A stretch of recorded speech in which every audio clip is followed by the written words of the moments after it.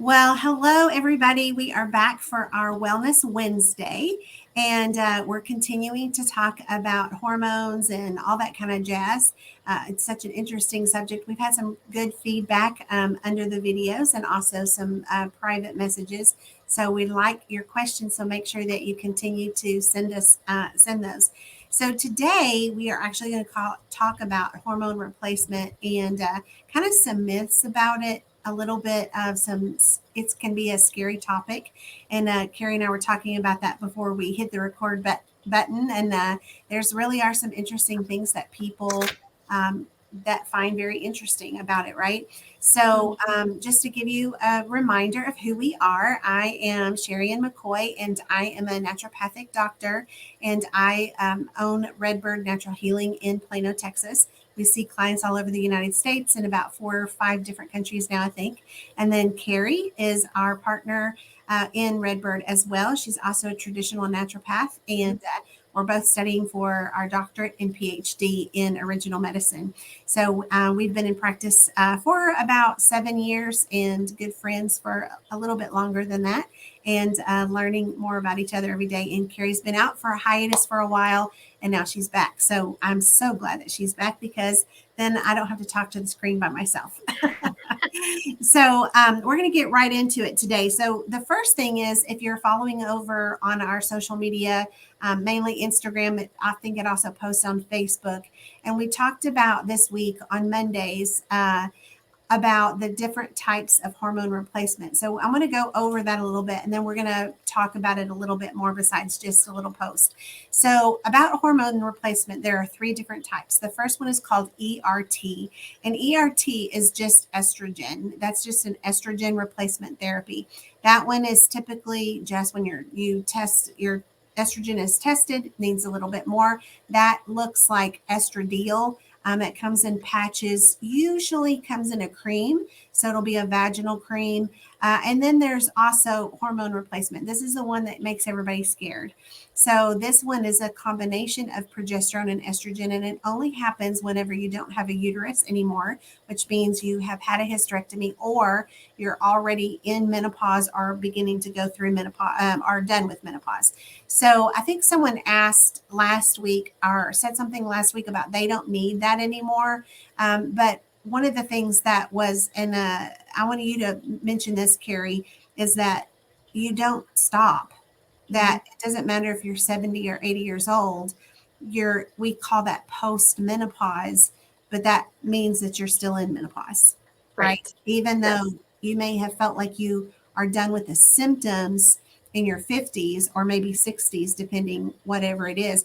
But even if you're done, you're still in menopause.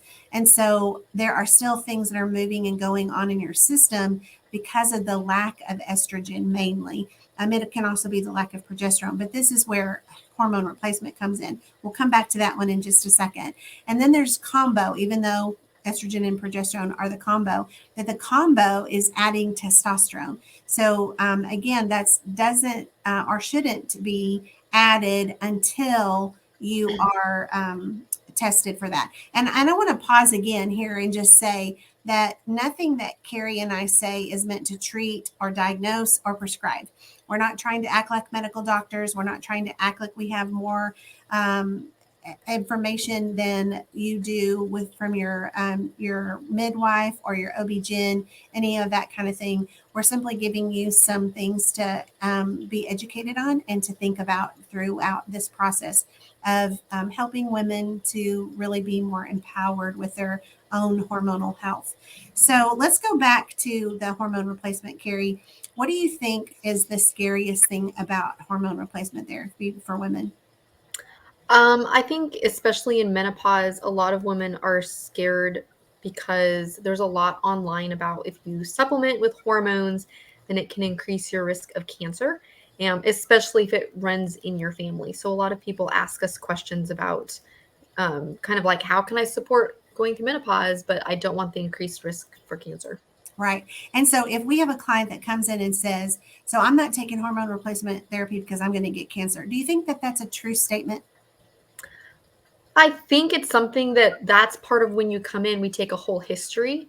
So we look at your like family history, but also your personal lifestyle, um, environment, food, all of those things, as well as your previous health history, that it may or may not be true. It just depends on each Right. person. Right. And that's an interesting thing. Like there's no female cancers in my bloodline. And so that's not something that I get nervous or scared about. It doesn't mean that it couldn't happen. It just means that I'm really not at high risk for that. And so one of the things to understand though is that I don't take hormone replacement therapy. And I don't take hormone replacement therapy because I have a history of blood clots. And so, because of a history of blood clots, then that keeps me from that. So, that's the thing to understand is like we can look at hormones, right? And say, did your mom have this? Did your grandmother, or is there an aunt that's in your family that is a possibility of you being at a higher risk for hormone replacement therapy? And of course, we don't prescribe that anyway. Mhm. Or what about your cardiovascular health? So sometimes people don't think about that. And also, what about your digestive health? Because Mhm. sometimes your digestive health keeps you from taking a hormone replacement therapy. That people often don't think of that digestive therapy or health has anything to do with that. So it can be very scary, right? Mhm. They often think that immediately if they take anything with estrogen, then they're absolutely going to get cancer. And Mhm. that's not true. Because if that was true, then everybody that has estrogen would always have cancer, and that would be the whole population, men and women, because everybody has estrogen. Some people end up being more estrogen dominant, right? For various reasons, like what Carrie talked about. And so that might be something that your doctor decides not to do that. And then there are also things that, like the difference between hormone replacement therapy and that little pill that they give you from the pharmaceutical side or the bioidentical type. Mhm. And so a lot of times people will go immediately to the bioidenticals. And the biggest factor difference between those two is price. No, they're not made the same. But again, just because somebody is not supposed to take hormone replacement therapy because of cardiovascular or because of cancers doesn't mean that it's okay for them to also take a bioidentical because it'll still do the same thing in the body, and it can still be a dangerous situation Mhm. for them. So it's something that you have to think about. So, Carrie, in your opinion, when we've talked about, like last week, we talked about all of the different symptoms that can cause things for women, and you're not anywhere near that place of menopause. What would be a reason that we would say you might want to go ahead and think about hormone replacement therapy? If you're not going to not at menopause. If you're in menopause, are you going into menopause and you're not at Oh. risk? You know, we Mhm. don't, we don't have a cardiovascular issue. We know that Gotcha. you don't Okay. have a Yeah. cancer risk. We know you don't have a digestive risk, and your doctor's saying that they want you to do it. You're coming to us because you're scared that you don't want to do that. You want to Mhm. use an alternative, but we say to them, Gotcha. you might think about going ahead and doing this. Yeah, again, I think it would be individual because some women have really debilitating menopausal symptoms, like they're not sleeping. It can really, if it is impacting their sex life, and they're like, this isn't fun. Hot flashes, or even can really impact someone's life. So I think things like that, just quality of life, when a woman comes to us and says, I am just really miserable, and I need quick help, basically. So the benefit of going to a doctor and getting a prescription is that you'll see very quick results, for a lot of your symptoms using those, versus more of the diet type things that we could suggest that would help with your body, supporting your body, but getting that hormone replacement therapy can be quick, really quick. Yeah, and I think that's a great point because, I've seen women that their hot flashes are that their ears get hot, and that's it. Hmm. And I've also seen women literally sitting in front of me saying, I can feel a hot flash is about to come on. And they need to go change their clothes afterwards. They are so absolutely drenched. And that happens to them several times a day. And that happens, they get depleted of minerals, Hmm. right? And they're exhausted. And that leads to other health issues. So in that case, maybe hormone replacement therapy might be a better option for them for a little while, right? And then we can work on some other issues. Maybe we need to work on some digestive issues. Maybe we need to work on some kidney issues. Whatever the issue is, Mhm. work on that, get them into a healthier place while their body gets a little bit of a rest, and then talk to their doctor and see if they can wean off those kinds of things, Mhm. right? Yep. So I don't want anybody to just get scared about that, and to know. And I also want you to know that it doesn't mean that it immediately leads to cancer, because Mhm. it doesn't. And that cancer is a very big, scary thing. But the more that you know, the more educated you become, then the more you become your own health advocate, and that's what we want for you. So for those clients that they know that they don't want to do hormone replacement therapy, they've already gone through there, they need to do something else because they definitely need to support. Last week, we talked about herbal infusions, and that's where we got the most questions. Now, Carrie has done a whole class on that. We're not going to have a whole class on that tonight. We are going to dig a little bit deeper into that aspect of it. So, Carrie, tell us more about the questions were, so what's an herbal infusion? Is that an IV? Or is that something you drink? Is it something you sit in, for the bathtub? Because that can be an herbal bath, right? And what do you use and what are you using them for? So give us a good synopsis of that. And then maybe that's something that we move into later on and teach the rest of that class again, Yeah. for a Awesome. new audience. So go ahead. Yes. So herbal infusions are basically you take dried herb, which is 1 ounce, which is about one cup measuring cup, into a quart jar, and then you pour boiling water on top of it, and you let it steep for 4 to 6 hours, and that hot water and that extended amount of time for the allows the water to extract out a just an insane amount of nutrition from the herb. And so the reason why I like to suggest to people to use herbal infusions is because everything kind of comes in a balance. So you're not just taking a calcium supplement, but you're getting calcium and magnesium together, which your body needs in order for it to work.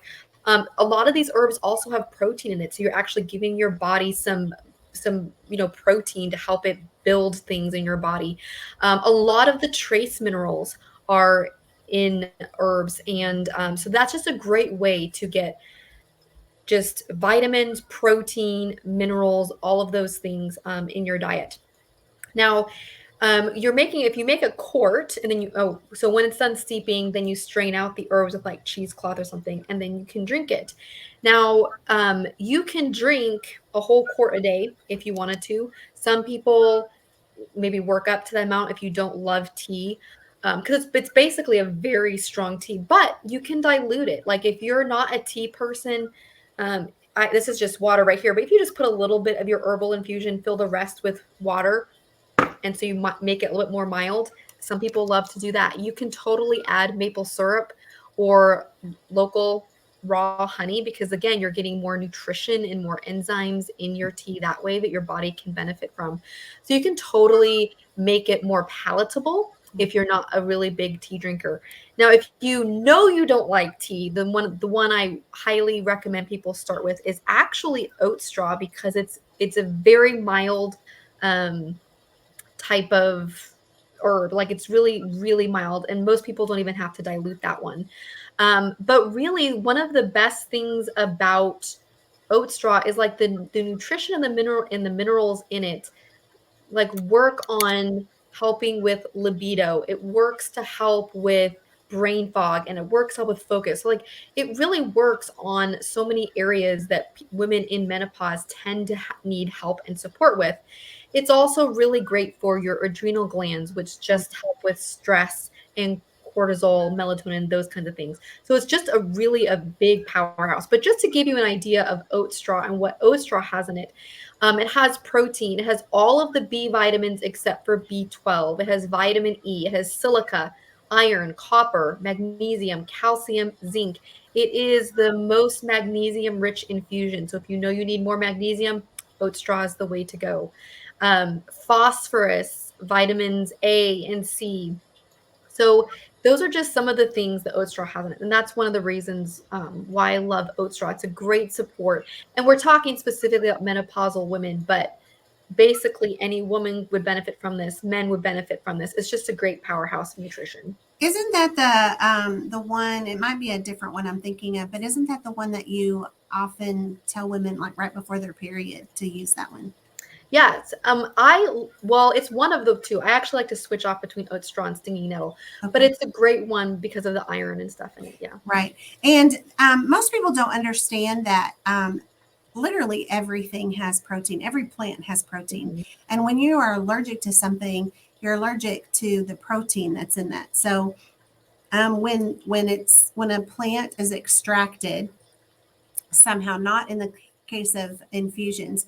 And this is just really kind of a side note, but when a plant is extracted and you get the essential oil out of it, or you get the Bach flower essence of it, or something like that, or even in the case of homeopathics that come from different flowers, you don't have the protein in it. Because so the protein, if you're allergic to something, then often you can still take that because it doesn't have protein in it. And so there's nothing there for you to actually be allergic to. So that's a really cool thing. I actually, oat straw is the one that I have used probably the most.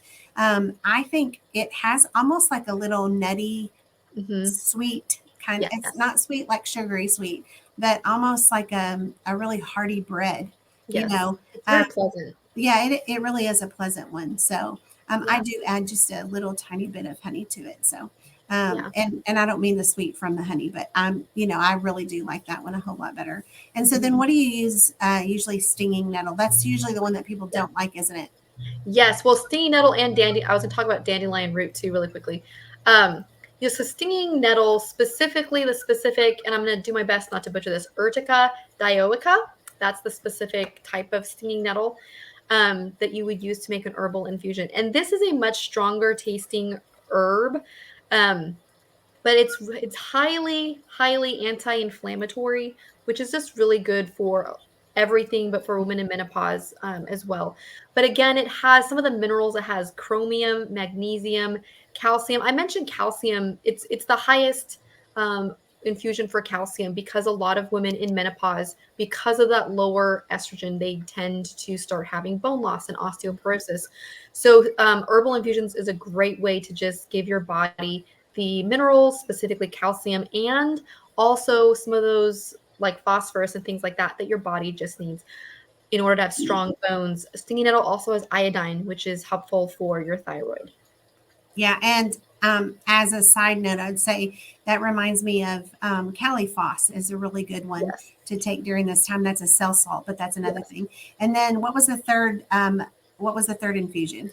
Dandelion root. So the reason I was going to mention dandelion root is just to say really quickly is your liver is very involved in making hormones.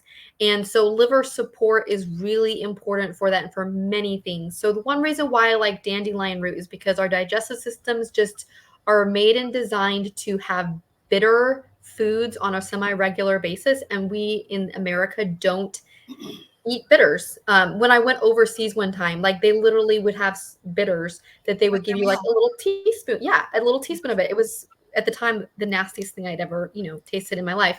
But anyway, but it was just really interesting.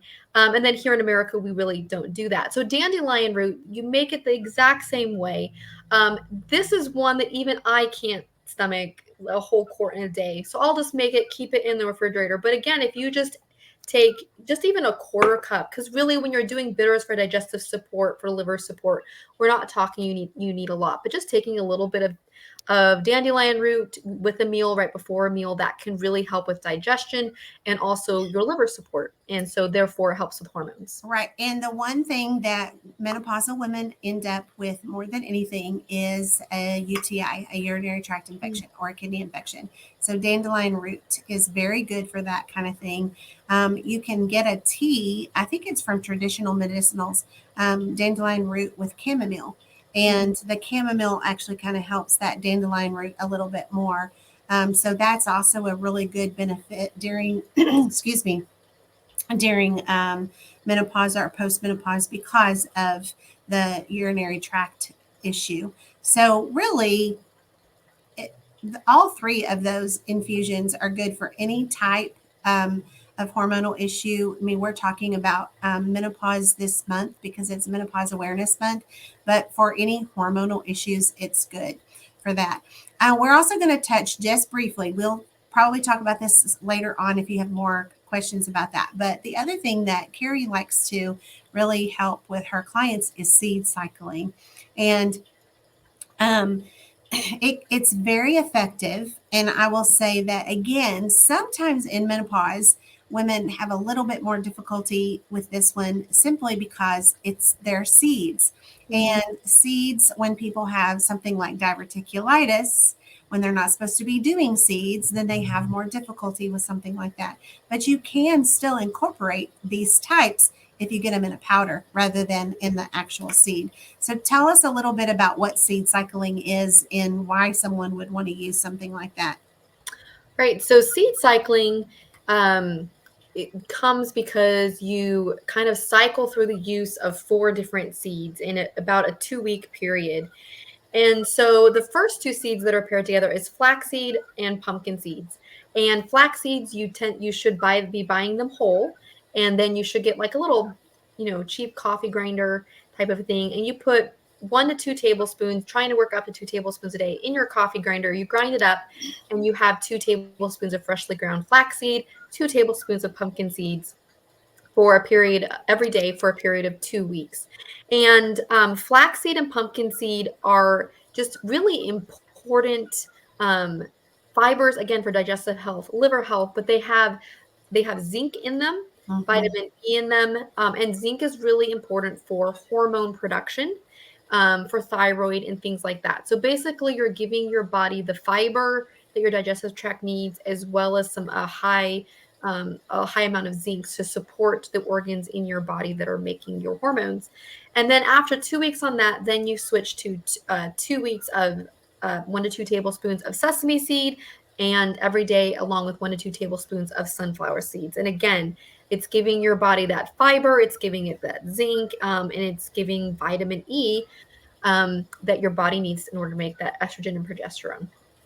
Very good. And don't take any of this advice and say, "Oh, well, we told you to go do that." Because here's the biggest pet peeve, and I think I've told two people this today, is going on and listening to a medical doctor, a naturopath, anybody, chiropractor, whoever's doing it, a medical practitioner, and they tell you that this magnesium is good for this. And so then you think, "Oh, well, my doctor, that doctor said it, I need to take that." That's not necessarily true because again, one thing doesn't cause one thing because you're not one thing. The other thing is that there are seven different calcium or seven different magnesiums and there's 24 different calciums. So if you listen to someone and say that you need more magnesium if you have this and this and this, well, maybe you do, but maybe you're not taking the right type, right?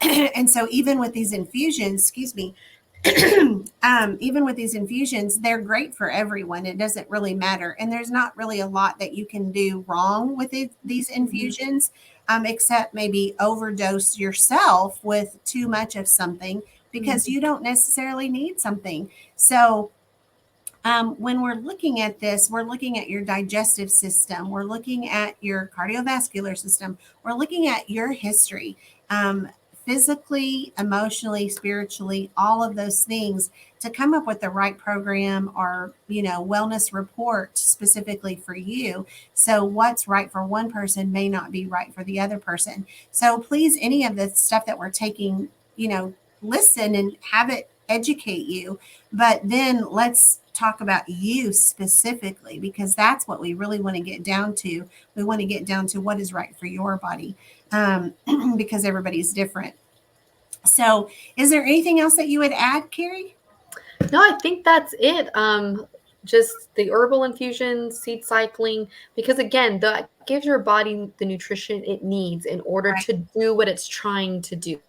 right. So you're just supporting your body to try to make that transition through menopause, and even after you're done with all those symptoms, giving your body the nutrition it needs so you can be healthy and thriving. Right. And I think that's the thing to remember is that your body was created to heal itself. And so it's always trying to do that. If there's something you are deficit in, your body's trying to make up it, make it up somewhere else. And so it's really incredible to see how that works and, how the body engages and does all those things. And so the herbals are wonderful on just about any level for lots of different kinds of balancing. And even for men have Mhm. hormones too, and they also have progesterone. They also have estrogen on different levels. They have way more testosterone usually than we do, right? Mhm. But there are also some different things that can really help them too. They also need protein. There's all those kinds of things. So I think one of the things I'd like to talk about maybe next week, and you can give us some feedback, is when men go through the change. Often we talk about menopause for us, for women, but we don't talk about the change that men go through a lot of those different kinds of things too. So let us know your questions. I already know some things that I'd like to discuss about that, some things that people don't think about, but I want to answer your questions or just a topic that you'd like to talk about. So make sure and list those under the video or send us a message and we'll get with that. If you're interested in getting with us and having a consult, you can call us. Our number is 214-440-2456, or you can go onto our website at Redbird Natural Healing .com. That's it. I always have to look at it. It's redbirdnaturalhealing.com. And we're in Plano. But again, if you're out of state or even out of the country, then we can help you because we don't have to worry about licensing because, again, we don't treat, diagnose, or prescribe. We're educating you on how your body works, empowering you to become your own health advocate. And then we're going to encourage you right along there and walk that journey with you and help you throughout the whole thing. So that's what we're about here at Redbird. So anyway, it's been fun again, Carrie. I'm It's been excited fun. to be able to do this. And we love to we do this all the time with each other, Mhm. actually. And so we love to be able to bring this to you and hear more about what you want to hear about too. Okay. So we will talk to you soon and you guys have a great day. And again, remember to find joy in your day and you'll find gratitude and you'll find joy. We'll see you next time. Bye.